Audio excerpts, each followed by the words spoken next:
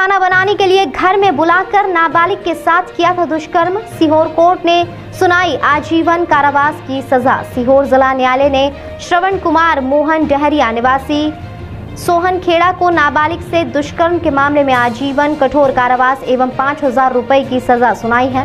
दरअसल मामला वर्ष 2020 का है, जब पीड़ित नाबालिग का कक्षा 9वीं में पढ़ती थी। नाबालिग ने पड़ोस में रहने वाले श्रवण कुमार की बहन ने पीड़िता को खाना बनाने के लिए घर बुलाया एवं उसके साथ दुष्कर्म किया। तुरंत बदनामी के डर से नाबालिग पीड़िता ने इस घटना को किसी को नहीं बताया। फिर कुछ दिन बाद नाबालिग को अकेला पाकर आरोपी श्रवण कुमार ने खेत में ले जाकर उसके साथ दुष्कर्म किया। इसकी जानकारी नाबालिग के परिवार को लगी, तब उन्होंने बिल्किसगंज थाने में रिपोर्ट दर्ज कराई। आज इसी मामले में सीहोर न्यायालय द्वारा आरोपी श्रवण कुमार को आजीवन कठोर कारावास एवं 5,000 रुपए का अर्थदंड की सजा सुनाई गई है। 20 अक्टूबर 20/9/2020 का मामला है। ग्राम सोहनखेड़ा, थाना बिल्किसगंज के अंतर्गत आता है। इसमें एक आरोपी था जिसका नाम सरवन, उम्र 19 वर्ष। ये उसके पिता का नाम था मोहन डहरिया। 20/9/2020 को आरोपी की जो बड़ी सिस्टर थी, उसकी पीड़िता से कहीं ना कहीं ये है कि संबंध थे, आपस में परिचय था, पड़ोसी थी। वो जाती है पीड़िता के घर और कहती है कि मैं आज चूँकि खाना नहीं बना सकती, मेरे घर वालों को ये है कि आप मेरे घर चलकर खाना बना दें। तो पीड़िता, जिसकी उम्र ये है 14 वर्ष थी, 9वीं कक्षा में पढ़ती थी, वो जो है आरोपी के घर खाना बनाने के लिए आती है। वो समय लगभग 8-9 बजे का समय था, रात्रि का। आरोपी बाहर था और उसकी जो सिस्टर थी वो कमरे के अंदर थी। वो कमरे के अंदर से बाहर निकल जाती है।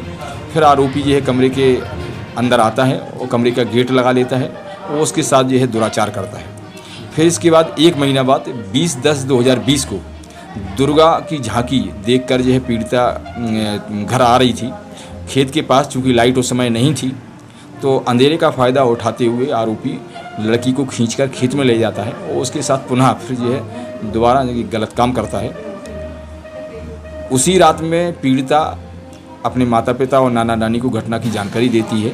सुबह 21/10/2020 को सभी लोग जो है थाना बिल्किसगंज आते हैं और जो है शिकायत करते हैं। पीड़िता रिपोर्ट लिखाती है और रिपोर्ट लिखाने के बाद अनुसंधान पश्चात माननीय न्यायालय में जो है चालान प्रस्तुत हुआ।